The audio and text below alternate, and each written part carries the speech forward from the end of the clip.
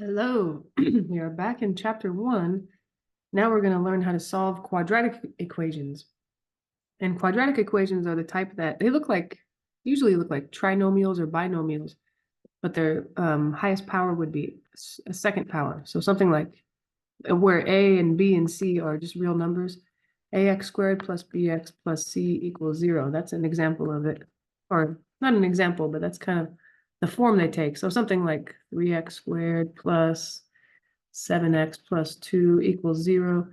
So that the techniques that we had in the previous section, there's no way that we can solve this with those techniques. So we're going to have to come up with some new ones. But I think we've already talked about one of them in a previous section. It was kind of a spoiler. Let's see. We would use a lot of times if the polynomial or the quadratic on the left of this equation factors, we would use the zero product property that we talked about before, where you want to write it as something, two factors. See if this trinomial here factors, and then set each factor equal to 0. This one, whatever it is, equals 0, and this one equals 0. And then you'd solve those separately. So I think we've kind of seen some of this before. So it'll be a little review, but then a lot of it will be new. So okay, let's just first talk more explicitly about what a quadratic equation is. Here's the definition of a quadratic equation. A quadratic equation in x, in other words, that's your variable they want to specify, as opposed to y or z or anything else, is an equation that can be written in the standard form, ax squared plus bx plus c is equal to 0. So notice too that they say can be written in standard form. So that way, if the terms are all mixed up, like the one above, it was 3x plus 2 equals negative 7x. That's still technically going to be a quadratic equation, even though it doesn't look like it. They're saying it can be written in standard form. So I can move, some terms around to make it look more like the standard form. So that's what they mean. It doesn't have to look like this right off the bat. As long as there's an x squared term, then it's probably going to be quadratic. And then also, I think we've spelled this out yet in this class, but the difference between an equation and a expression. Equations have equal signs, so we can solve them. We can solve. So when you see any kind of equation, quadratic or linear, or any kind of equation, we're able to solve it, and that's usually what they ask us to do. But sometimes, like in the very first few sections we did in this class, you have an expression. Expressions have no equal signs,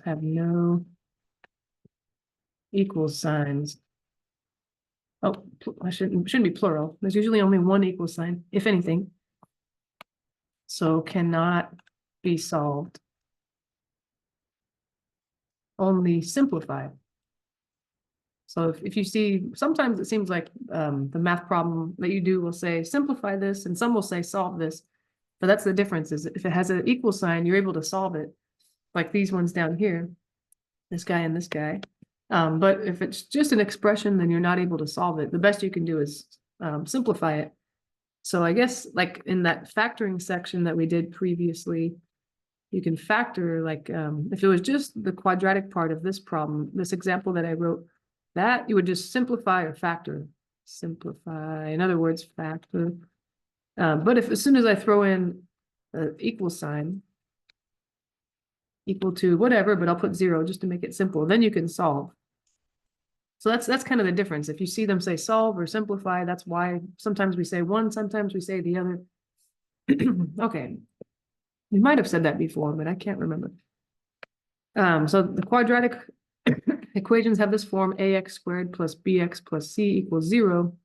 And then just like in this example that I wrote here, a, b, and c are just real numbers. So in that example, a is 3 because that's the coefficient of x. B is 7, or sorry, 3 because that's the coefficient of x squared. B is 7, that's the coefficient of x. And then c is 2, that would be your constant term. All right, okay, back to it.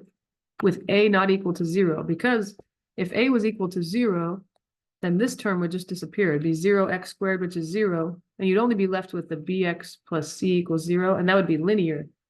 So they're saying that a cannot be 0, or else this wouldn't be quadratic at all. You need a to be not 0. If a is 0, it's a linear equation, and we know how to solve that from the previous section. A quadratic equation in X is also called a second degree polynomial equation in X. Second degree because that's the highest power you see. So in the previous section, we saw linear equations. The highest power was 1.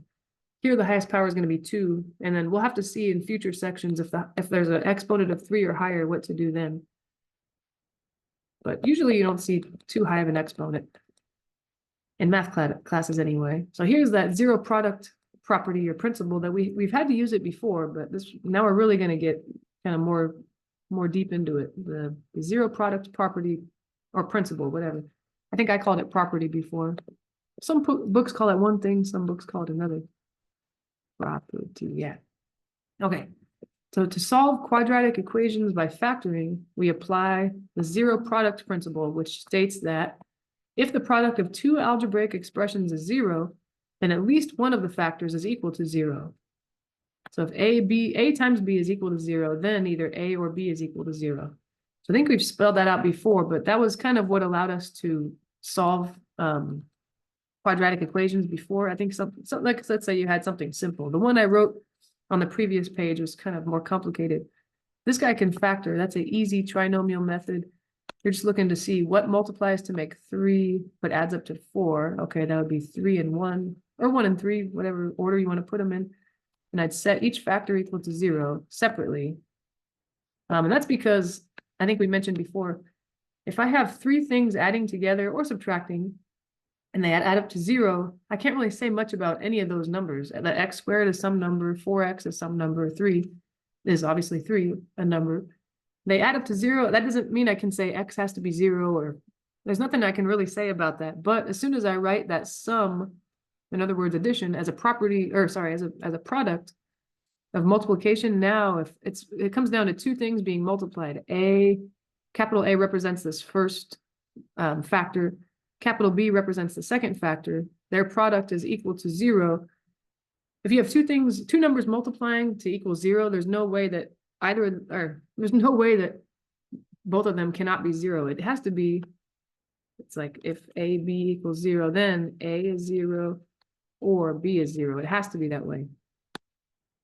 So that's kind of the reasoning why we factor. It takes a sum or difference of things and makes it a product, and we can finally say something about each of the individual pieces of the product, whereas we couldn't say that before about sums or differences. All right, so now they're going to really spell it out. This is how we do it. Because we know we need to use this property somehow, this zero product property or zero product principle, as they call it in this book. But how do we go about it? At one point do we start using it? So, okay, we got these are the steps to solving it. And I think once you do a few of these, you probably never have to look at these steps again. You'll just kind of memorize them. First step, okay, if necessary, rewrite the equation in standard form ax squared plus bx plus c equals 0.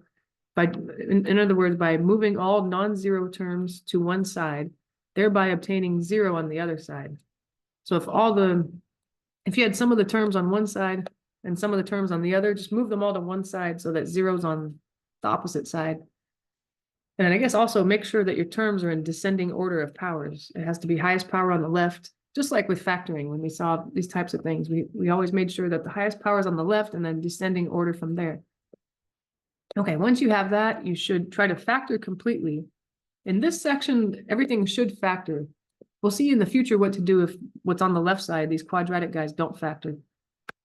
Should always factor in these problems, in this section anyway. Yeah, like I said, this is section 1.6. But in the future sections, we'll see what to do if it doesn't factor. There's other techniques we can use. But once you factor, kind of like we mentioned, we're going to apply the zero product property or principle, setting each factor containing a variable equal to 0. So notice they said setting each factor containing a variable equal to 0. That means if let's say you factored something and you had just a number out front, say it was 2 times x plus 3 and then x minus 4 or something like that. So if you had that, that's technically the product of 3 things. You've got 2 and then x plus 3, x minus 4. Those are 3 factors, but the 2 in front, he has no variable, so he's not going to produce any kind of solution. You'd only have to take each factor that contains a variable and set each one equal to 0. So that's kind of what they mean by that. The 2 is not going to, nothing's going to happen there. I could try to set him equal to 0. but that's not going to happen. Never. 2 is never equal to 0, no matter what. So that's kind of the reasoning behind it. We don't see that too often, but when you see it, just anything that's numerical with no variable, just ignore it as soon as you factor it. It's the factors that contain x or the variable that matter. All right, then once you do that, you're going to solve the equations in step 3. So in other words, just do some simple kind of arithmetic to solve now they should be linear equations now that you've factored it fully. And then once you're done, check the solutions in the original equation.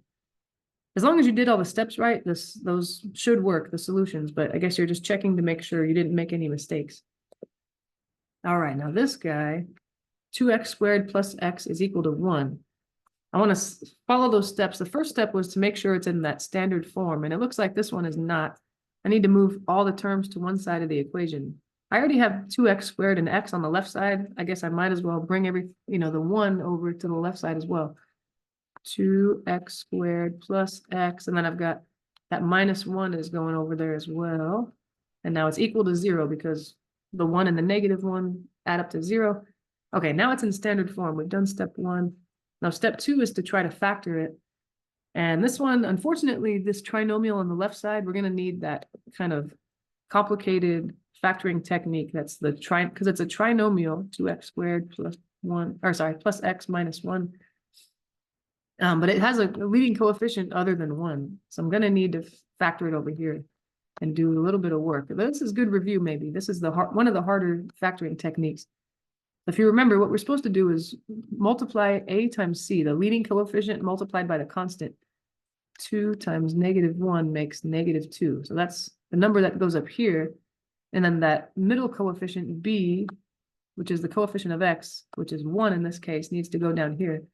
Now I'm looking for numbers that multiply to make this number at the top AC, but add up to the number at the bottom 1. What two numbers have product, or in other words, they multiply to make -2, but sum, in other words, add to +1. All right, I got to think about that. That would be 2 and -1. I think because 2 multiplied by -1 is -2, and then 2 plus -1 is +1. So those would be our winners. Let's see, I'm going to put, what do we got? I'm going to put the answers here, 2 and -1. And I think we mentioned when we did the factoring section back in chapter P, that it doesn't matter what order those are in. I put the 2 on the left and the -1 on the right. But if you had done it the other way, -1 on the left and 2 on the right, that would be fine as well. Yeah, it doesn't really matter.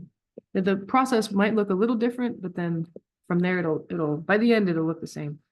I'm going to rewrite the first term and rewrite the last term. They stay the same. But then the middle term is going to break into 2 terms, each of which have the coefficients that we wrote over there. So this guy was just an x, but now it's going to be a plus 2x and a minus 1x. Let's see, might as well, yeah, there we go. Which, like we said before, I just rewrote it in a different way. The 2x and the -1x add up to this x. So I didn't really change the trinomial. I just kind of split it up. I kind of made it look messier, which seems like it's not helpful, but it will be helpful. Because at this point, if I did everything right, this should factor by grouping. And then we'll be good to go, and we can go back to the original problem where we're actually trying to solve an equation. Factor by grouping, there we go. All right, so between the first and the second terms, I can factor a 2x out. I'm going to go ahead and do that. They both have a 2 in common, and they both have an x in common. If I take 2x out, let's see, 2x multiplied by what would give me this first term? I would need an x. 2x times x would be 2x squared, and then 2x times what would be 2x? I'd need a 1. Okay, now I kind of ignore the first 2 terms and focus on the third and the fourth term. Between -1x and -1, it looks like -1 is what they have in common. And then the check, remember, one little tiny subtle thing about factor by grouping is that middle sign that's between the third and the fourth term, it should match here as well from this step to this step. And it does in this case, but I should always check that. All right, -1 multiplied by what would be -1x? Okay, x. -1 multiplied by what would be -1? I thought about putting -1, but a -1 times a -1 would make a +1, but that's not what I want. So this actually has to be positive. And then that means that I think I'm doing something right here because I've got x plus 1 is the same between them. I can factor that out of both of these big terms. You're thinking of this guy as one big term, and this is one big term. If I take this one's x plus 1 away, 2x is left. And if I take this one's x plus 1 away, -1 or -1 is left. So we've kind of gone off to the side and factored it. We had to do that. And at this point, if you had written these two numbers in a different order, instead of 2x and then -1x, if you had switched it and wrote -1x and then 2x, that would have been fine. Your answer just would have been the opposite factors. It would have been 2x minus 1 on the left and x plus 1 on the right. But either way, you're going to get the same answers. So it doesn't really matter what order these factors are in, as long as I have the +1 with the x and the -1 with the 2x. There we go. So a lot of times the factoring technique is simple enough to where you can just kind of do it here, boom, boom, and no need to go off to the side and do work. But this trinomial method with the leading coefficient being not 1, that's the one that's, I always hope that one doesn't come up. Okay, how about now? The next step was, once you factor it, you're going to set each of those factors equal to 0. And they said at least each factor that has a variable. In this case, we only have 2 factors and both have a variable. So I just set them both equal to 0. And now I'm going to try to solve each one. So the one on the left, I'll subtract 1 from both sides. Okay, it looks like I get -1 as an answer. So there's one of my solutions. And then the other guy, I need to do a little more work. In order to solve this little equation here, I need to first move the 1 over by adding it. I'll be left with 2x is equal to 1. Okay. And then I'll divide both sides by 2. There we go. All right, so x should be equal to 1/2 in that case. Okay. X is 1/2. So I have 2 solutions to this equation. And then the fourth step is supposed to be, I'm going to check my answer.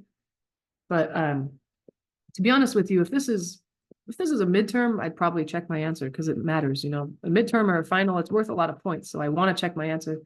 But if it's just homework, I don't know. You have a lot of attempts. You can try the homework over and over again. You can keep clicking on try similar problem, and then it'll give you a similar problem and you can get the points back. So it's not that big a deal to get it wrong, you know, on the, yeah. So, but if it's on the midterm, I'll probably do it. Anyway, let's check this guy first, sure. So you have to check one at a time. You can't check them both together. That's one of my solutions. The very first one I got was -1. So I'm going to take the original equation, 2x squared plus x equals 1, and replace any x that was in there with -1. So, okay, -1 is going to go for the x squared, and it's going to go for this x as well. There we go. So we got to be careful here. We got to use order of operations. I've got -1 squared. I have to do that first. Okay, so maybe this should have been talked about earlier. Should be order of operations. Okay. The first thing you should do if you're just given an expression and you're trying to simplify it, like this, the left side of this equation, I've got some exponents, I've got some parentheses, I've got some multiplying, you know, there's a certain order it has to be done in, or else we get the wrong answer. Parentheses, or brackets. Sometimes in certain problems they'll use brackets. Like if this was written 2 times -1 with a bracket squared plus bracket. Anyway, think of brackets and parentheses. They're the same thing. Yeah, but no need to really differentiate between them. But either way, if there's something to be done inside parentheses, then we'll do it. But in this case, there's nothing to do inside the parentheses. There are parentheses, but they're kind of only there to separate the 2 and the -1 to the second power, kind of. So that one is kind of nothing to do as far as that goes. Sometimes there's, excuse me, there are things multiplying inside the parentheses or adding.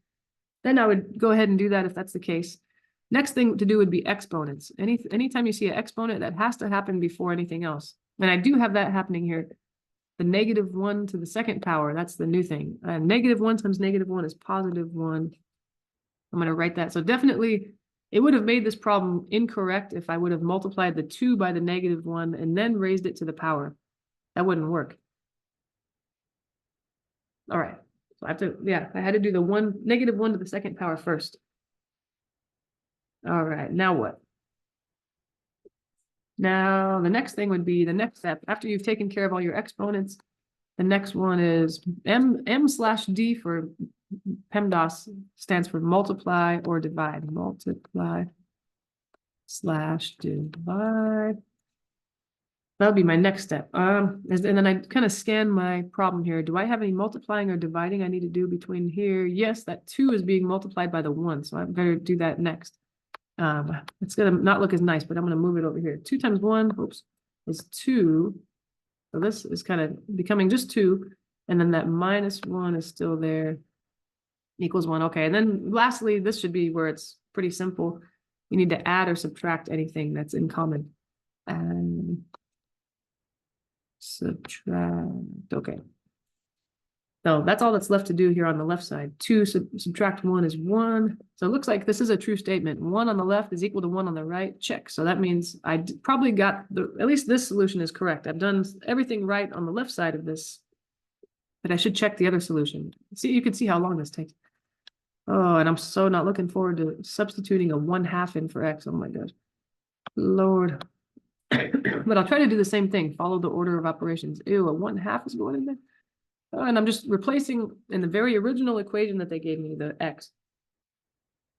Let's see, x was 1/2. All right, 1/2, you go there, you go there. All right, all done. Now we try to simplify that. Same kind of thing. I need to first look inside the parentheses. Okay, is there anything to do inside the parentheses? No, there's only a number, a half. There's nothing adding or subtracting or anything interesting. So I can move on to the next step. It's exponent. There is an exponent. 1/2 to the second power. I'm gonna think about that. If you know what you're doing, then you don't have to even write that out. That's 1/2 times 1/2, which is 1 times 1 in the numerator is 1. So I can go ahead and write that numerator. And then 2 times 2 in the denominator is 4. It's okay. Taking care of the exponent, 2 times 1 4. Definitely don't these. It's very, very, very, very, very tempting to cancel the 2's. Let's see. Where are they? This guy, this 2 and this 2 cannot interact because of this square. It's like that's kind of holding them back from interacting with each other. That 1/2 has to be raised to the second power first, and now that 2 can probably interact with that fraction. And the parentheses for this 1/2, they weren't really there for any reason. I'm just going to remove them. There's nothing needing to be distributed or no exponent.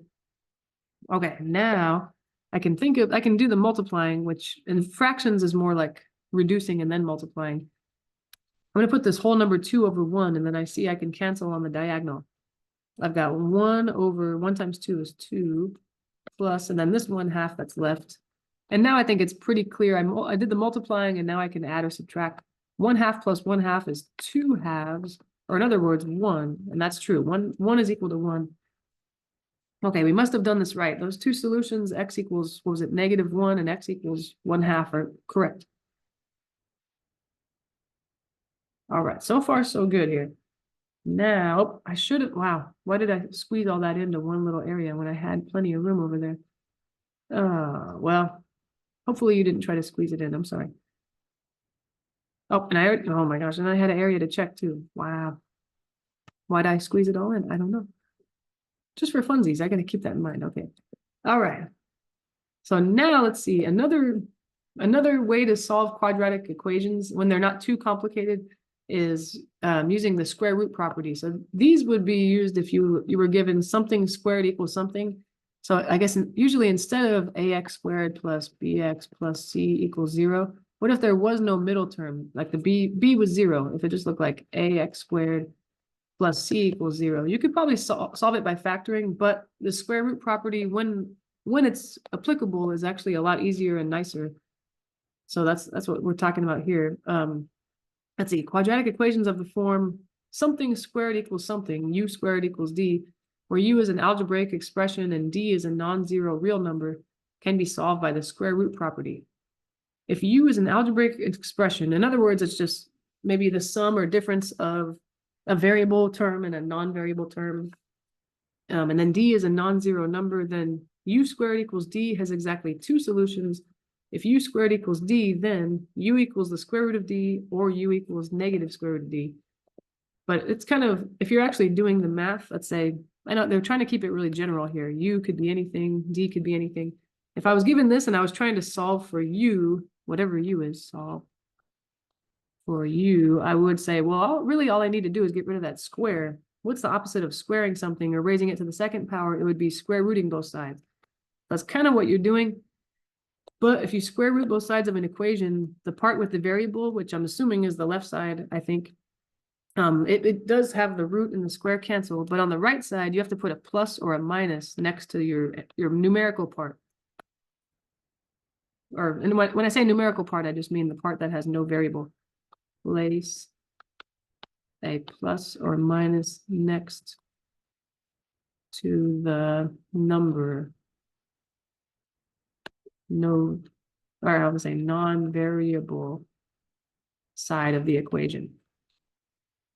That's all. But so that's just a different way to write it. They're saying when I say plus or minus, that means one, I have two solutions all of a sudden, one positive and one negative. So a positive square root of d, whatever that is, that's a solution, and then negative square root of d, that's another solution. And they kind of wrote it more like we kind of showed up here. They say equivalently, if u squared is equal to d, then u is equal to plus or minus the square root of d. I guess the only downside of writing it that way, the way kind of I wrote it here and the way they wrote it here, is students might forget what that means. Plus or minus, it doesn't mean there's one solution and it might be negative, it might be positive. That means there's two solutions, one's positive and one's negative. But just don't forget what it means, and then you'll be good. So this is a lot easier. Let's actually try to solve this equation. So this one, I'm going to try to, excuse me, isolate the x squared term. Then use that square root property. Use the square root property. And really this one, it could be, I could solve this the same way that the very first example did. It said, get it in standard form and then factor. I think this should factor, but this is a good way to do it, or an easier way to do it if you're missing the x term. Because yeah, like we mentioned before, notice that you see the ax squared term, but there is no x term. That guy's gone. So it's really just looking like ax squared plus c equals 0. And that's a lot simpler to solve, mostly because there's only one x term. There's only an x in one term and not in another term. All right, I'm gonna try to isolate x squared. Let's see, subtract 45 from both sides. There we go. Then I have 5x squared is equal to, now 0 and negative 45 obviously is negative 45. And now I'm going to, I don't quite have the x squared, I shouldn't say x squared term, I should say x squared, isolate x squared. Because right now I have the x whole term isolated, but I actually want to get rid of that 5. So yeah, I would say change that from x squared term to just x squared. If I divide both sides by 5, these 5s cancel. And on the right side, I've got negative 45 divided by 5 would be negative 9. Okay, and then this shows me, I think I'm going to take a square root of both sides, and I'm going to get an imaginary number, or two imaginary numbers, which means that I wouldn't have gotten, this wouldn't have factored. So actually that factoring technique from above, from the first example, wouldn't have worked, because I think we would have had a sum of squares, which doesn't factor. So anyway, I'm going to use the square root property now. That means I take the square root of both sides, boom, boom, but I have to remember the plus or minus next to the side that has no variable, whichever side is just a number. On the left side, the square root and the square cancel, just be left with that x, and then is equal to, I've got plus or minus. Now we saw in section 1.4 how to deal with these guys, the square root of negative 9, and this is really why. If you need for your major to take a lot of math classes, you might see imaginary numbers again, but for the most part, this is the only useful part, is just to simplify. If you get solutions like this that are imaginary, now we know how to deal with them. I think what we did was we said, if you have a negative inside a square root, I can kind of get rid of it, but I have to kind of compensate by putting an I next to it. The I kind of encompasses the imaginary part, or the negative root. All right, that looks good. Now that I have the square root of 9 with no negative, I know how to simplify that. The square root of 9 is 3, and I've got an I. So there it is. And that's really represents, even though it looks like one solution, that's two solutions. I think in the homework, they'll ask you to write them separately. They'll say, okay, give me the two solutions separated by a comma. So I'd write one of them, just the positive guy maybe first. It doesn't matter what order they're in, and then the negative guy. So really, yeah, there are two solutions. So, and you'll get really good at this. This is, at first it's kind of complicated, but you'll get there. Let's see, the next topic. This is one of almost every student's least favorite things in the whole world. So I'd say this, we didn't used to even teach this in this class, but I think it's very helpful, especially when we get to chapter 7. We might use it, actually, we might use it in chapter 3 again. Used in chapter 3, but definitely chapter 7. Chapter 7. Yeah, and then sometime, let's see, I think in one of the semesters of calculus, you'll see this again. So it's something that's not super fun, but it's important for certain things. Okay. Anyway, completing the square. So if x squared plus bx is a binomial, then by adding the special number, whatever the coefficient of x was, b over 2, you take that coefficient of x, divide it by 2, and then square it, which is the square of half the coefficient of x, a perfect square trinomial will result. That is blah. So that sounds complicated and confusing, but let's see if I can just come up with an example. Like this, here we go. So I think the idea is it's kind of hard. Let's see, it's hard to solve for x when you have an x running around in this term and this term, both. So what I'd like to do is be able to write this as maybe the same factor twice, x plus something question mark squared. So I guess ideally I would see this fact, there'd be a special number that goes here. We don't really know what it is yet, but there's a special number that goes here to where I can factor it, the trinomial. Once I put that number there, it'll be a trinomial. I can factor it, and both factors are the exact same thing, so I can write it as something squared. And that's a lot easier to solve. I can use the zero product property to solve that. And using this to solve equations, it's almost overkill. This is a technique that's so complicated. We have easier techniques to solve equations. This is probably not too useful for that, but in the future it'll be useful to find, for example, we're going to learn how to graph a circle. It's going to be useful for figuring out where the center of the circle is, and there's no other way to do that than this process here. So right now it seems like, why are we doing this way? Solving equations it's easier than this. Why we're using this hard technique? But anyway, it'll be useful later. In this example that we have here, I'm just gonna, it takes some getting used to, but what we do is say, okay, the perfect number that's gonna go here to make this factor into a perfect square, as they say. In other words, two factors that are the same. It's gonna be half of the coefficient of x, which was 6, or as they wrote it here, they just say, put it over 2, and then square it. And that, once you get good at this, that'll be just occurring in your head. You're going to say, okay, the coefficient of x is 6. What's half of that? It's 3. What's that to the second power? And you'll just write it. So that's kind of in my imagination, I'm thinking about that. 6 over 2 is 3. Squared is 9. Okay, so that must be the perfect number I want to put here. And then the whole thing should factor in a nice way because it's designed that way. So if we think about that one, if I were to factor that, that's a trinomial with leading coefficient 1. So I should be able to factor it the easy way. I'm just looking for what are the two numbers that multiply to make 9 and add up to 6. Well, the two numbers that multiply to make 9 and add up to 6 would be 3 and 3, because 3 times 3 is 9 and 3 plus 3 is 6. But lo and behold, those are the same trinomial, x plus 3, x plus 3. So I could write it as x plus 3 to the second power. And then all of a sudden there's only one, kind of like one factor, and it looks simpler. And then, yeah, there are some reasons we'll need it in the future. It's hard to trust it right now. So that's kind of all it is. It's just mostly the main thing is memorizing this little, I don't know if you even call it a formula, this thing right here. That would be something that you probably want to write on your note card for the first midterm. Yeah, the number that you need to complete the square, if you have ax squared plus bx, is b over 2 to the second power. That's the key, yeah. I think if you remember that, the rest is pretty good. As soon as you insert that b over 2 squared, then you can see how it factors, and yeah. All right, so now that just tells us how to complete the square, but now we're going to actually use that to solve an equation.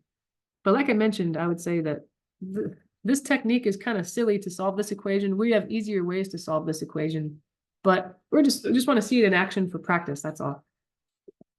So I want to solve this by completing the square. Okay. First thing to do, actually, we don't have steps outlined. because at a certain point, you're going to want to insert that b over 2 squared quantity, but not quite yet. I would say isolate the x squared, and I should just say isolate the variable terms. Okay. So I guess the thing about this trinomial here is, if I were trying to solve this the way we did the first example, I would say, oh, okay, maybe it factors into two binomials. Then I'd say, what two numbers multiply to make -1 but add up to 4? Oh, there are no numbers like that. So that's the problem, I guess. This is another technique in order to solve this, if it doesn't factor. So what I need to do now is it's kind of like that one, maybe the one is the problem. If that one were a different number, then this might factor. So I'm kind of just, it's almost like I wish it looked differently, so I'm going to make it that way. I'm going to move one over and bring in a number that I think would actually be nice and it would factor nicely. It's kind of like when people are coming over to my house, I just throw all my my stuff in the closet and hope they don't look in the closet, if that makes sense. Yeah, like, you would be better if you were a different number. Let me just move you over there so you're not a problem anymore, and then I'll insert a number that I like. That's the idea. All right. So I moved him over. Yeah, and it'll work out okay. He's over there in the closet or whatever, just so no guests see the mess I make. All right, now I'm going to try to get that perfect square number. Let's see. Next step, once I isolate the variable terms, I'm going to add the quantity b over 2 squared, the one that was described on the previous page. But the only thing is I have to add it to both sides of the equation, because it's like an equation is like scales. I can't just put something new on one side of the scale and hope that it balances. I'd have to put the same quantity on both sides in order for this equation to be balanced. But really, I just want to see that b over 2 squared here on this side, but I have to put it over here as well just to balance it out. Okay, add the quantity to both sides of the equation.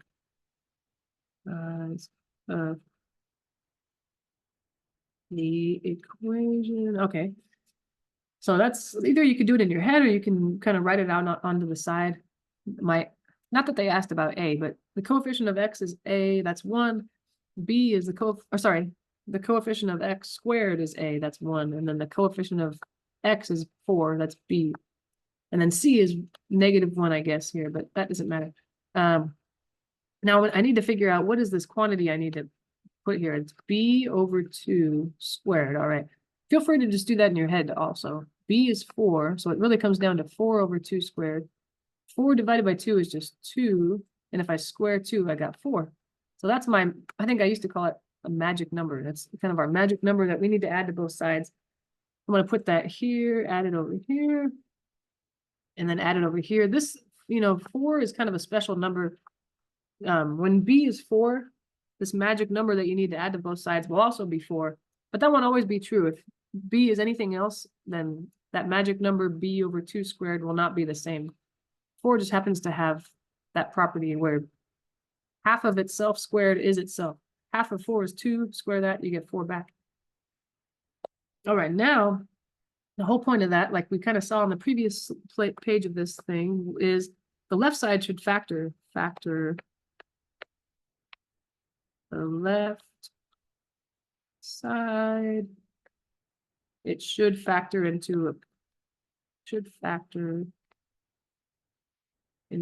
a perfect square, as they call it. Because like we saw on the previous page, it should be x plus something squared. Whatever, depending on what b was and what your magic number is, it'll be something.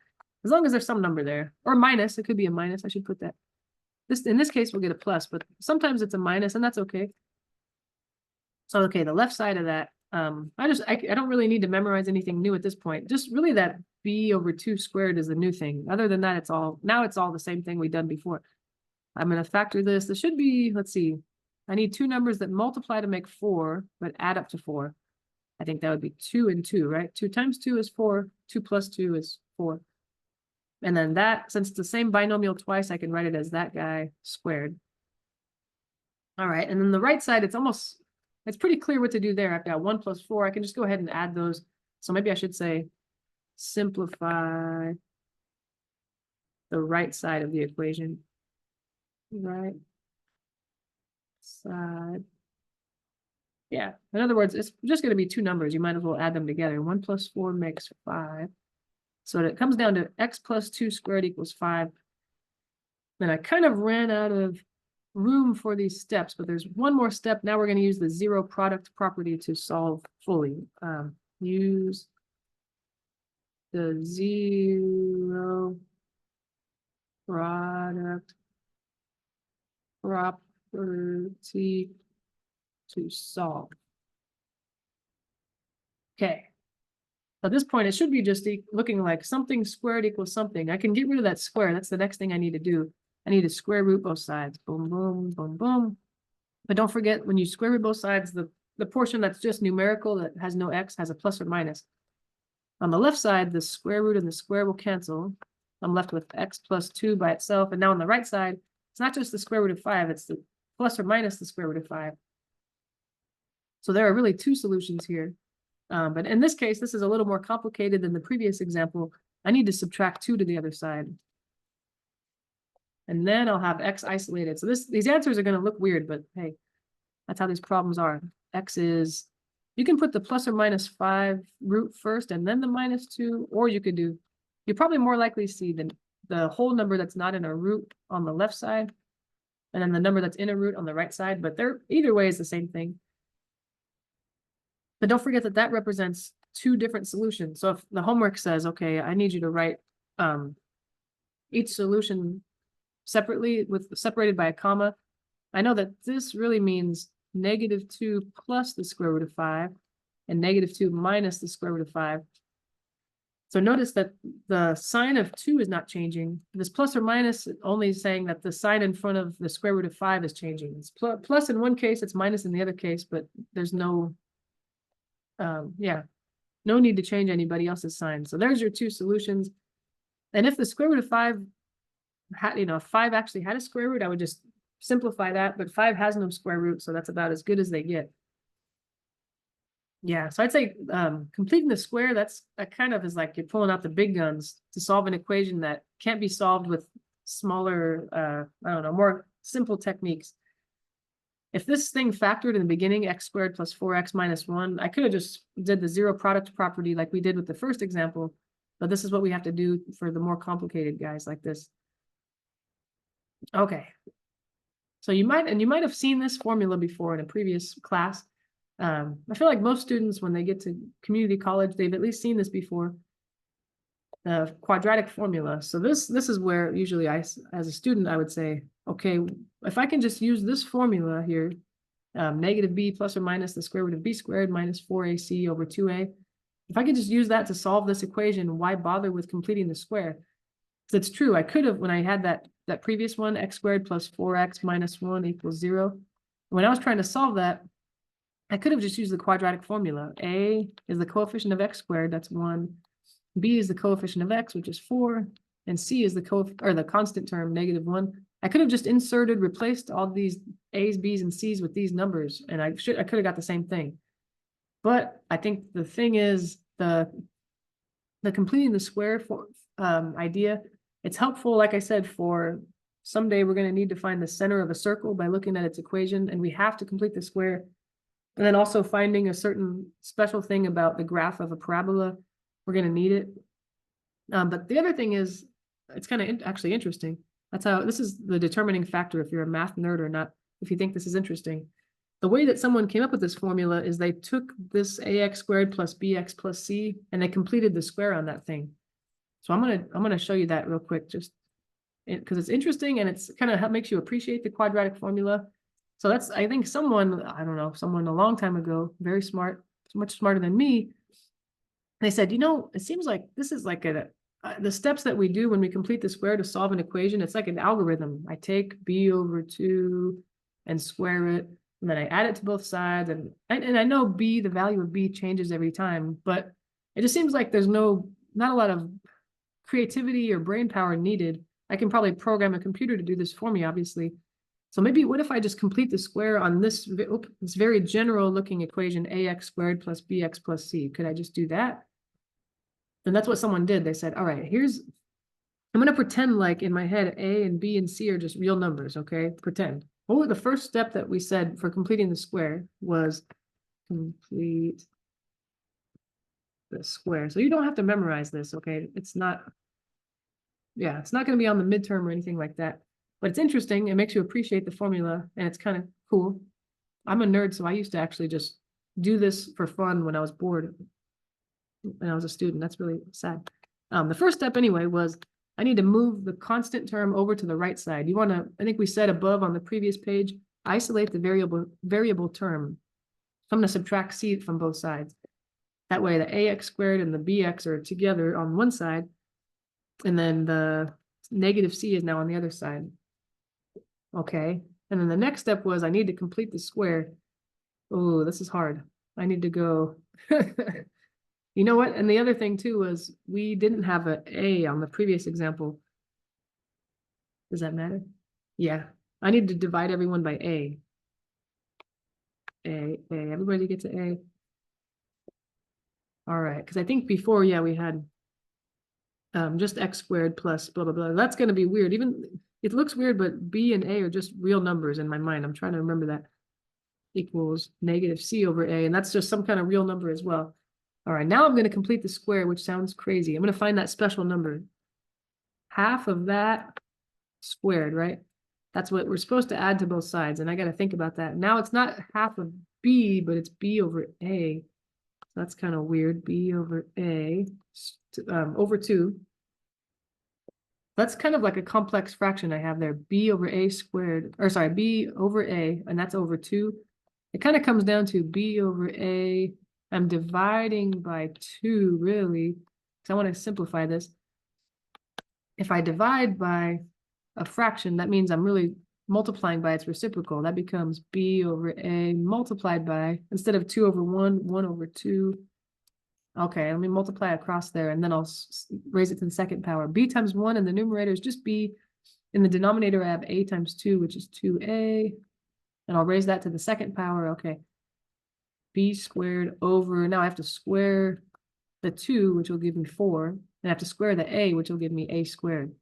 So this is very, very weird, but this is such a general equation. That's what I have to add to both sides in order to complete the square on this general quadratic equation with no specific A, B, and C. So I'm going to go back and take my x squared, my B over AX and all that, and add that quantity to both sides. X squared plus B over AX plus, I'm going to leave some room for that quantity I wrote. And then there was a negative C over A plus, and again, I have to add that quantity to both sides now. This thing is kind of getting in the way here.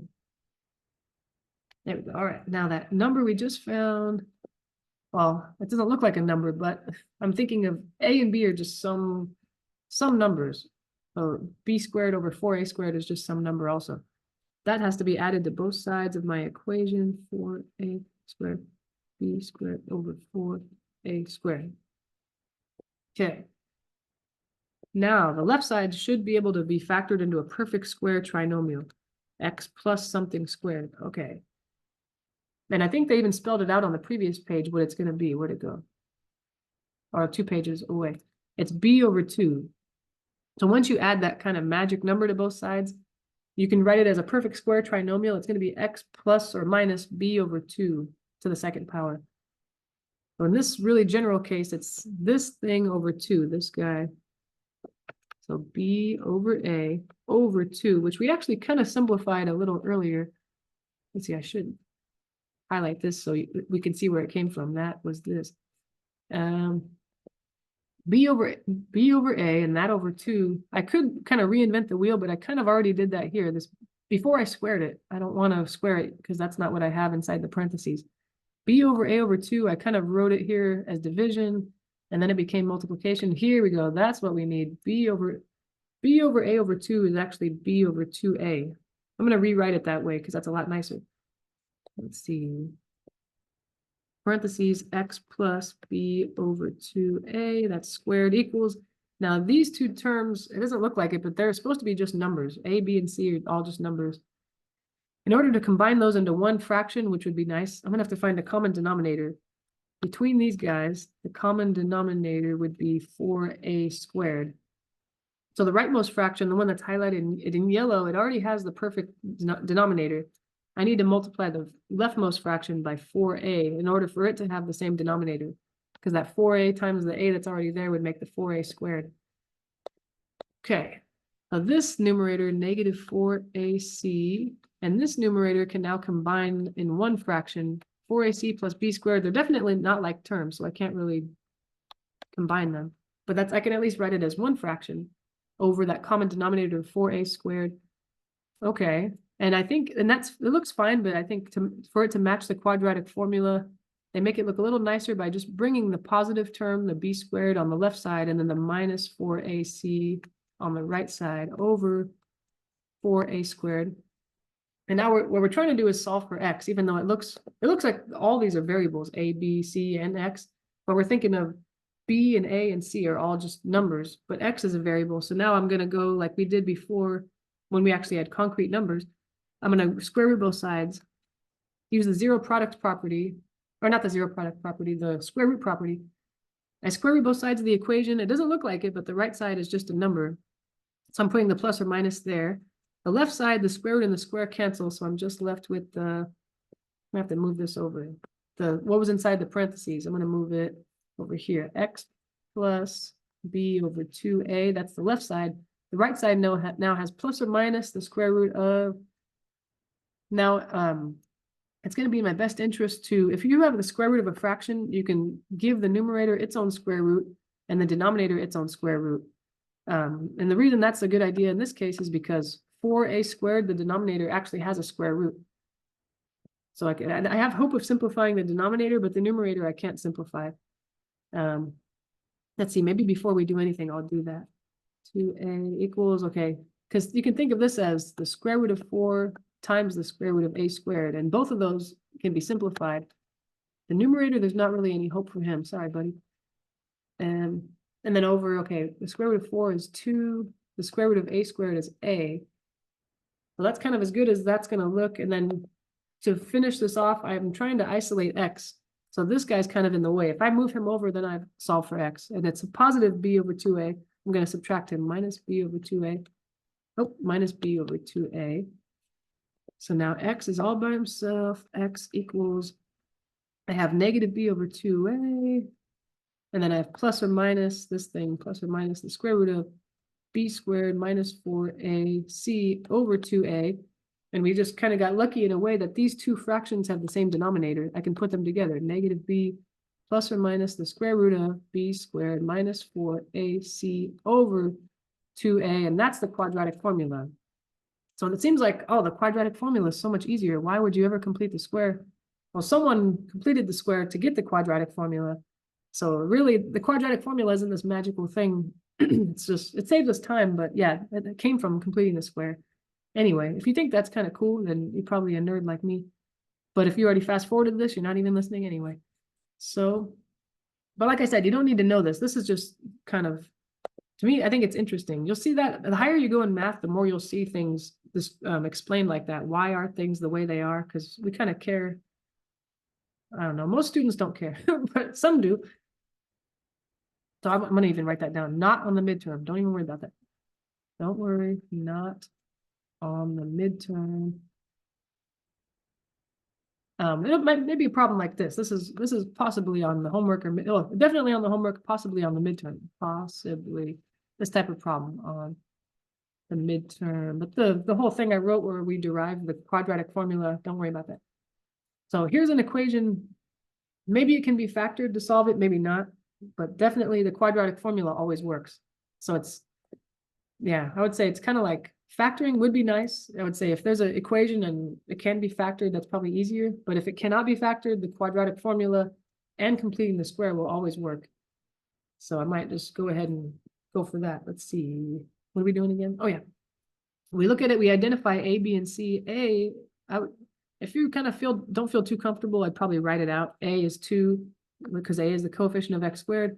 In this case, b is the same number, just happened to be the coefficient of x and the coefficient of x squared are the same. And then c is -1, the constant term. But now I just need to take the quadratic formula and just plug those in. And yeah, on our midterm, you can have a 3x5 note card with whatever you want on there. If you want, you can put the quadratic formula on there. But some people memorize it without even trying to. You kind of use it so many times that, I don't know, you just memorize it. But maybe not. Oh, what is happening with this thing? Oh my gosh. So for me, it kind of helps me to draw or write, write kind of the skeleton of the quadratic formula. X is equal to negative something plus or minus the square root of something squared minus 4 times something else. That's A times C over 2 times A. I usually just, it helps me to rewrite the quadratic formula, but leaving empty parentheses where there were A's, B's, and or C's. And then I'll kind of fill them in. Okay, like so we said, A is 2. Let me look at the quadratic formula. Where's an A? There's an A next to the 4 and also an A next to the 2. I'll replace those. And then, yeah, if this is kind of new to you, then it's probably good to write it carefully like this. But if you've done this before, you don't really have to be this careful if you don't want to. Oh, wait, I'm not supposed to replace it with A. I'm supposed to replace it with 2. Oh, my God. That was the whole point of rewriting it. A is 2. Come on. What? Why is that disappearing? All right, next one, B. What is B again? Another 2. Usually A, B, and C are different numbers, but in this case, they're trying to mess with us. B is 2. You're everywhere. B, you're here, and you're here. So I'm going to put a 2 here and a 2 here because that's what B was. Okay. So far, not so bad. 2, 2. And I make sure I put everything in parentheses because if A, B, or C is a negative, then it's kind of, it makes it tricky because parentheses kind of make sure that negative numbers behave the way they're supposed to behave. All right, now I'm going to take C, which is -1, and replace it. There's only one place C occurs in this formula, and he's right there. But he's important still. You're important, little C. Don't worry. You matter. -1. Okay. Now I'll simplify that. -2. Okay. Plus or minus the square root of. We got 2 squared. 2 times 2 is 4. Minus, and I can multiply these together. Well, actually, it's kind of like, I got to be a little careful. It's a negative multiplied by a positive multiplied by a negative. That's 2 negatives, which actually makes it positive. And then it's 4 times 2 times 1, which is 8. Good stuff. Over, and then I've got 2 times 2 in the denominator, that's 4. So -2 plus or minus. Inside the square root, I need to add those first. I can't square root 4 and 8 separately. I have to add those. It's almost like the square root acts like parentheses. Parentheses have to be taken care of first before anything else. So 4 plus 8, that's 12. And then over 4. Okay. Now this, maybe the square root can be simplified, maybe not. In this case, we can simplify it. Luckily, we saw a little bit of that in section 1.4. The square root of 12, I can write 12 as 4 times 3. And that's advantageous to me because the square root of 4 actually has a square root. So that's a good idea. Okay.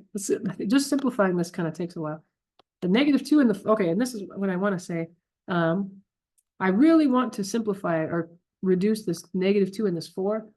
But when you have a fraction whose numerator or denominator has more than one term, you would have to reduce all the terms. So I have to kind of wait and see if this square root of 12 is going to have a 2 pop out, and then I can reduce. All 3 terms have to be reduced at the same time. It couldn't be just a couple terms.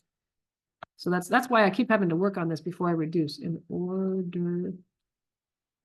So you can write this in your notes if you want, but you don't have to if you think you'll remember it. In order to reduce all 3 terms would need to have that common factor. So that's the problem. I see 2, yeah, and 4, they both have the same divisor, but 12, he's stuck inside the root. I'm going to see if I can get something out of him to escape the root, and then maybe I can reduce. Because they'd all 3 have to have something involving the reducing factor. And I think it's going to work because the square root of 4 is going to be a 2. Then I have square root of 3. The denominator is 4. Okay, now it's going to work. They all have to reduce together. It's going to have to be like, what goes into all 3 of these numbers? 2, 2, and 4. Well, 2 goes into all of them. This will become a -1. This 2 will become a 1, and this 4 will become a 2. And I think that's pretty much it. Let's see. It's going to be -1 plus or minus. I could write 1 times the square root of 3, but we know that 1 times anything is that thing. So probably the simpler way to write it would be -1 plus or minus the square root of 3 over 2. And that's it. I'd say that's a perfect answer on the midterm or final or whatever. But on the homework, if they want the answers separate for homework, that's because that really what I circled there represents 2 answers, right? One's positive and one's negative. In the homework, I would say choose either the positive or the negative. Let's say positive. Rewrite it with just the plus and not the minus, and then rewrite it with the minus and not the plus. There we go. So that's either one. If you wrote that on the midterm, that's fine. That's fine, or that's fine. But homework, I think they want you to separate the 2 solutions like that. It's a lot of work just to make it look nice, right? And I know some may be thinking, I could just put that in my calculator. Why? That was -1 plus the square root of 3 over 2. I kind of figured that out as a decimal, but as soon as you put the square root of 3 in your calculator, it's an approximation. It's not exact anymore. So these are exact answers. They're exactly right. Perfect, perfect, perfect. But as soon as you put it in your calculator, it's almost perfect. It's close, but it's not quite, because the square root of 3 is decimal, goes on forever. It never stops. But if you put it in your calculator, you're rounding it. Anyway, in math, we like exact answers. There we go. Oh my God, why do I try to shove all this information into one page when I have another page ready? Oh, I don't know what my problem is. Anyway, what do we got? Now we got the discriminant. That's kind of a new topic here. This is okay, don't worry. I think the difficult stuff in this section is done. Now it's the simple stuff. So the idea behind the discriminant and why we even give it a name is when you look at the quadratic formula, the solutions could be nice fractions or whole numbers. They could be, let's see, your outcomes of using the quadratic formula are solutions are either one of these options, either whole numbers or fractions, which is nice. That's yeah, we'll say when that happens. Or it could be that they're real numbers with a square root. That's what we ended up with in the last problem. Let's see, yeah, it was way back there. But we had a square root of 3 stuck in there. So that's kind of what we ended up with. And then the last option is imaginary numbers. We haven't seen that yet in this section, but that could happen. And that would happen if what's inside your square root ends up being negative. If b squared minus 4ac ends up being a negative number, then you're going to have imaginary numbers. So that's kind of why, to figure out which of these 3 you're going to have in the end, it's all about what's in that square root. Because if whatever b squared minus 4ac is, if it's a nice number that has a square root, you're going to end up with the whole answer as a fraction or a whole number. If b squared minus 4ac is a positive number, but it doesn't have a square root, you'll end up with what we had in the previous problem, where it's a real number, but it has a root. And then the last option is if what's inside the square root, b squared minus 4ac, is negative, then you're going to see imaginary numbers as solutions. So, okay, so we actually give that thing a name, b squared minus 4ac, since he's what determines whether you have whole number answers, fraction answers, real answers with roots, or imaginary numbers. He's called the discriminant. The discriminant is that quantity which appears under the radical sign in the quadratic formula. The discriminant of the quadratic equation determines the number and type of solutions. All right, so now they're spelling it out. What are you going to get? If the discriminant is positive, in other words, b squared minus 4ac is greater than 0, because greater than 0 is just another way to say positive, there will be 2 unequal real solutions. So that's kind of what we had in that last example. Like in the previous example, I think we ended up, what was it, -1 plus or minus the square root of 3 over 2. Those are 2 solutions, -1 plus the square root of 3 over 2, -1 minus the square root of 3 over 2. Those are 2 real solutions, real as in not imaginary, because there's no negative number in the root, but they're not the same number. One having a plus and one having a minus is going to make them different. That's an option that happened in the previous example. But it could also be that the discriminant is 0. That doesn't happen too often, but if b squared minus 4ac happens to add or subtract to make 0, then there's only one real repeated solution. Maybe we'll see an example of that. And then the last option is if the discriminant is negative, like we said. In other words, another way to say negative is that thing is less than 0. B squared minus 4ac less than 0. Then there are two imaginary solutions. Now let's see, there are times where maybe you don't really care about the actual answers. You're just kind of curious, what kind of answers? Are we going to get real answers or imaginary answers? What kind and how many? So for this one, let's compute the discriminant and then we'll determine the number and type of solutions.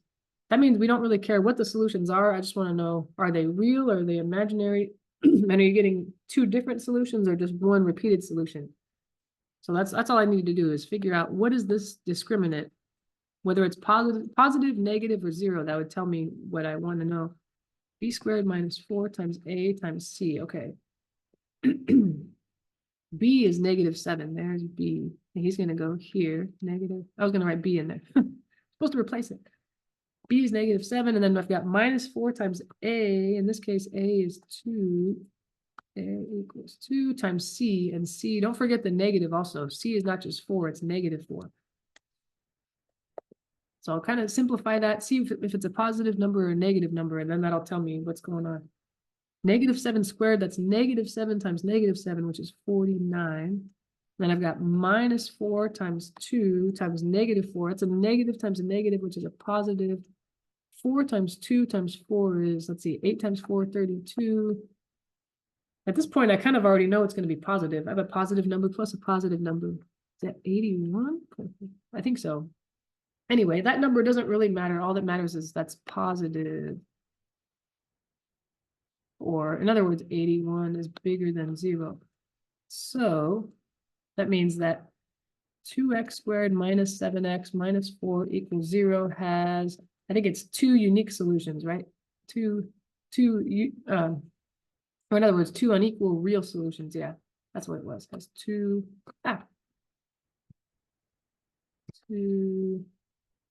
unequal, but that's the same. That means the same thing as unique. Unequal, unique, real solutions. Real is opposed to imaginary. So that's really all I wanted to know, that how many solutions does it have and what kind are they, real or imaginary? Yeah, so that's kind of that's it. And then if that number it was negative, I would have said there are 2 unequal imaginary solutions.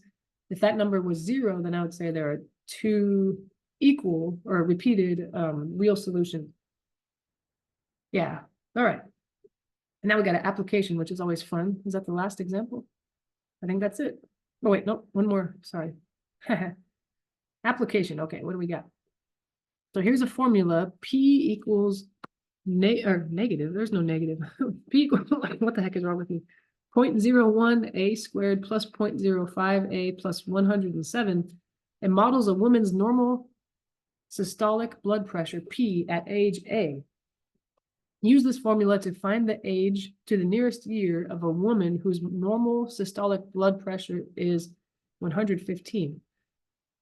Well, in that case, it looks like they're giving us a woman's normal systolic blood pressure being 115. And so that's either going to be one of the variables or the other. It's either P or A, but I think P was the normal blood pressure, right? A was the age. So I'm going to take that equation they gave me and replace P with 115. And then I'll solve for A. Solve for A. I wish they would have given me A. That would have been a lot easier to solve, but no. But then I wouldn't have had to use the quadratic formula, and it wouldn't even have been in this section. So yeah, just rewriting their equation or their formula they gave me, but replacing P with the value that they gave 115. But everything else is staying the same. I need to solve this for A. Good thing we got the handy dandy quadratic formula. Can you imagine trying to complete the square on this thing? Oh my gosh. That'd be B squared, B over 2, 0.05 over 2 squared, terrible. So I think we'll probably use the quadratic formula. Yeah, that sounds good. But I do notice there's something wrong with this guy. You can only use the quadratic formula if your equation is in standard form, ax squared plus bx plus c, and 0 is all by himself on the other side. I need to get this 115. He needs to get in the mix with all his friends over here. Yeah, you need 0 on the other side, or else it's kind of like part of C would be missing, because 107 is not C. It's supposed to be 107 combined with this 115. They make C together. Yeah, so that's kind of a subtle thing that maybe wasn't pointed out. Now everybody's on the same side. 0 equals the a squared, and the a term didn't change. They're still the same as they were. What's 107 minus 115? Negative. Oh, why did I put an equal sign? Oh my goodness. Losing it. I think it's -8. Let's see. Or -8 minus 8, whatever. That's it? Huh, okay. Now I should be able to say what A, B, and C are. Oh, yeah, this is confusing because the variable's A. But if you want to, you could just rewrite this with an X instead of A, and then you're solving for X. But A represents the age of this person. And then lowercase a, though, that's just representing the coefficient of my variable. Little b is the coefficient of the variable to the 1 power. And then c is the constant term here. Don't forget your negative. All right. I think now that I've identified those, I can plop them into the quadratic formula. Let's see. Don't worry, if you don't memorize the quadratic formula, that's no big deal. You can, like I said, for a midterm, you can write it on your note card. For your quizzes and your homeworks, you could just look at it in your notes or whatever. So I was about to write the quadratic formula usually has x equals -b, blah, blah, blah, blah. But in this one, I have a is equal to, because that's my variable, -b plus or minus the square root of b squared minus 4ac over 2a. All right. Kind of like with the last example, I'm going to try to just rewrite the whole thing, but wherever there was a little a, little b, little c, I'm going to put parentheses and fill them in later. I think this kind of helps me not make mistakes when I do this. So, okay, first of all, I got little a is 0.01. Where does he occur? Only right next to the 4 and right next to the 2 on the bottom. So I'm going to put a 0.01 in those spots. Let's see. I didn't leave a lot of room. 0.1, 0.01. Okay. We're definitely going to need a calculator on this one. I don't think this is something I can do in my head. And then what else? Little b is 0.05. Where is b in the formula? Right in the front and right inside the square root. So you're going to be replaced with 0.05, my friend. 0.05. 0.05. All right, C, you're last. Where are you going to go? He only occurs once in the quadratic formula. Sorry, dude. You're important too, don't worry. C is -8. He's going to go right there. There'll be a lot of calculator stuff going on. -8. All right. Now that I have all the numbers in front of me, I don't need to see all that stuff anymore. Let's see. And let's see if I can kind of start working on this, whittling away at this thing. -0.05 plus or minus the square root of. I'm going to go ahead and square this, and I'm going to use my calculator because I'm not that good. Plus, maybe I'm not awake enough. 0.05 times itself, or 0.05 to the second power is 0.0025. And next, I'm going to do -4 multiplied by 0.01 multiplied by -8. It's a negative times a negative, so it's actually going to be a big positive number. I'll do 4 times 0.01 times 8. 4 times 0.01 times 8, you get 0.32 over. Now in the denominator, 2 multiplied by 0.01 is 0.02. There's going to be a lot of calculator stuff here. Oh, man. No wonder I left so many pages of room for this example. -0.05 plus or minus the square root of. And we're going to add those guys together. 0.3225. The numbers in the parentheses. So I definitely, like we said before, I cannot square root them individually. I can't say, what's the square root of 0.0025? Write that down, add it with the square root of No, I have to add them together first and then take the square root over 0.02. Oh, man. Is this ever going to end? 0.05 plus or minus. Now, I have no hope of trying to do that in my head. And I think I mentioned before, this is when it's an application, I think they expect rounded answers or decimal answers. Don't worry about, I always say we prefer exact answers. We don't want to see decimals. But this is a real life situation, you know, they want to see rounded answers. If they want to know what is it about what age is a woman whose normal blood pressure is blah, they don't need an exact age, like the exact day of the year, but they just need, oh, she's about this many years old. Let's see, the square root of 0.3225 after I've talked too much is 0.5, about, depends where you want to round. I think it's best to keep as many decimal points accuracy as possible until you're all the way done over 0.02. Excuse me, this is where I'm gonna have to split this into two solutions now, because I can't take this negative 0.05 and add it and subtract it with this number at the same time. It's got to be done separately. This is where it looked good as one big kind of answer, but now I'm going to have to remember that this is really two answers. It's negative 0.05 plus that big decimal number, blah, blah, blah, blah.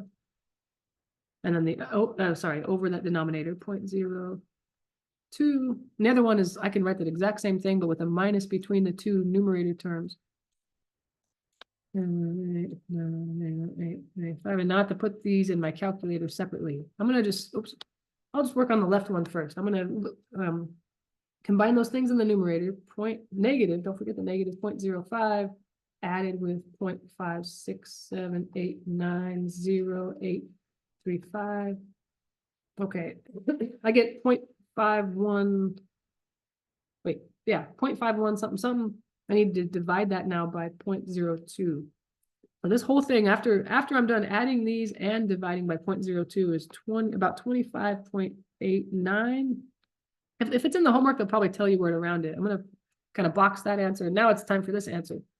Negative 0.05. Now we're subtracting 0.567890835. I got this numerator something like negative 0.61 but I'm just going to go ahead and take that number and divide it while it's sitting on my calculator by 0.02. I got negative 30.89 if I round it to two decimal places, but they'll tell you where to round if you need to. But since this is a real life scenario, I should think about what did this represent? Oh yeah, the age of a woman who had that 115 blood pressure. But when I think about it, how can this be someone's age? Did they age backwards? This was before they were born, 30 years before they were born. No, this doesn't make sense in this real life context. If this problem was if they just gave us that equation to solve with no context, I would keep both of these solutions. But this doesn't make sense, does it? I should say negative age doesn't make sense. I don't think so. I don't think doctor asks, okay, what age would a woman be? And then you say negative 30 years old. They'll probably slap whoever they're talking to. Get out of here with that. Doesn't make any sense. So this must be it. It's between about 25 or 26 years old. Women, I think was it women or just, I can't remember if it was women or men or both, have blood pressure 115. I think it was it women? Man, we started this problem so long ago, I forgot. Oh yeah, excuse me, a woman, there we go. There we go. Yeah, that wouldn't make any sense. Negative 30 years old, what the heck? Anyway, all right, okay, I promise, this is the last problem. This seems like a lot. This section is heavy. This is a long video, and I'm sorry about that. I'm sorry that all semester you're gonna have to hear me talking. Oh my God. I hear myself talk on videos on my phone, and I'm like, I almost want to throw up. That's what I sound like. So I'm sorry. What do we got? Here we go. Well, this one, the Pythagorean theorem, this one you see it all in math, like almost every semester you're gonna see this guy for different reasons. Definitely in trigonometry. Trigonometry and the Pythagorean theorem go together like peanut butter and jelly or something like that. Okay. So if you have a triangle, which seems kind of random, okay, I don't have any triangles at home, but sure, whatever. And you care about the lengths of the sides, but it has to be a right triangle, which means that one of the angles is 90 degrees. Right triangle, 90 degrees. Okay. Yeah, one angle. If you have that, then there's a relationship between the lengths of their sides, whatever the three side lengths are. And when you take you square each of them, square all the side lengths, the two shorter ones added together add up to the square of the hypotenuse, which is the longest side. You can think of it as the longest side, or it's the one across from the 90-degree angle. Yeah. So that way, if you know, maybe you know two of the lengths and you don't know the third one, you can always find it using that formula, which is exactly what we're gonna do now. Isn't that exciting? This is kind of cool, right? This figure shows the dimensions of an old TV screen. What is the size of the screen? And because usually when they tell you the size of a screen, they're giving you the diagonal length, right? This is a blah, blah, blah inch TV screen. They're not telling you the height or the width, they're telling you the diagonal length. So that's what we want to find out, even though usually you're given that, but that's fine. We're going to pretend like this could happen in real life and I might actually care. Pretend, okay? Just use your imagination like when you were a kid. So it looks like which one's the hypotenuse? It's the longest side or the side across from the 90-degree angle. I'm kind of focusing on the bottom triangle, but you could also do the top triangle because they're really the same triangle. It doesn't matter. But C is the hypotenuse. That's the one we're looking for. What C is what we don't know. Question mark. But B and A we know. And actually B and A, it doesn't matter which one's which. You could say, like here, I could say, oh, 25.6. I'm going to make that my B. You can make that your A, and I'm going to make my 19.2A. Doesn't matter, it's going to end up with the same answer anyway. As long as C is the correct guy.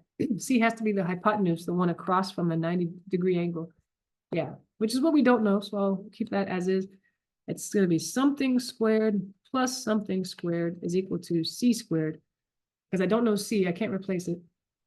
A in this problem is 19.2, it looks like 19.2. But yeah, if you had called the horizontal length 25.6, that was A. You know, it doesn't matter, it'll end up being the same. I said B was 25.6, but if you said that was the 19 point whatever, that's fine. Excuse me, I need to raise B, each of those to the second power. 19.2 multiplied by itself is 368.64. 368.64. Now I'm going to add that with this guy. And definitely using order of operations here, I need to kind of simplify each of these exponents first before I add. I cannot add 19.2 and 25.6 and then square. It has to be that order of operations. Anything in parentheses first, there's nothing to do there. And then exponent, and then multiply, divide, and then add, subtract. Yeah. All right, and then 25.6 times itself, or raised to the second power, is going to be 655.36. And that's equal to the thing I don't know, C squared. Now I can add these together. That's really all there is left. So 655.36 plus 368.64. I get this left side is exactly 1024. That's crazy. That doesn't sound right, but yeah, I think it is. And now I can solve for C by square rooting both sides. Nice, use the square root property, square root U, square root U. But remember the numerical side, or the side with the actual number, not a variable, has to have a plus or minus. Let's see, on the right side though, the square root and the square just cancel. So C is going to be equal to whatever we get here. I think it does have a square root. 32, look at that. So C is 32 and negative 32, but since this is a real life scenario, I'm going to stop and think, does a negative number make sense here? No. I don't think you're going to sell a lot of TVs if someone says, hey, I'm here to buy a TV, and you say, yeah, I've got a negative 32-inch TV over here. You're going to say, what the heck? They're going to say, I'm going to go to a different store. This is nuts. This is the one. Yeah, that doesn't make sense. You can't have negative length. That doesn't make sense. Negative length or negative age, like in the last example, makes no sense. But again, if this problem had no context, it was just solve this or find the other side of the, actually, as long as it's a triangle, if you can't have a negative length of a triangle, it doesn't matter if it's a television or what. So yeah, no matter what, it doesn't make any sense in this example. Okay, it must be 32 inches, right? Yeah, inches. Feet, that would be nuts. That would be like a movie theater, huh? Okay, so this TV must have been 32 inches diagonal, not diameter, diagonal. Oh my gosh. Yeah, that was fun, you guys.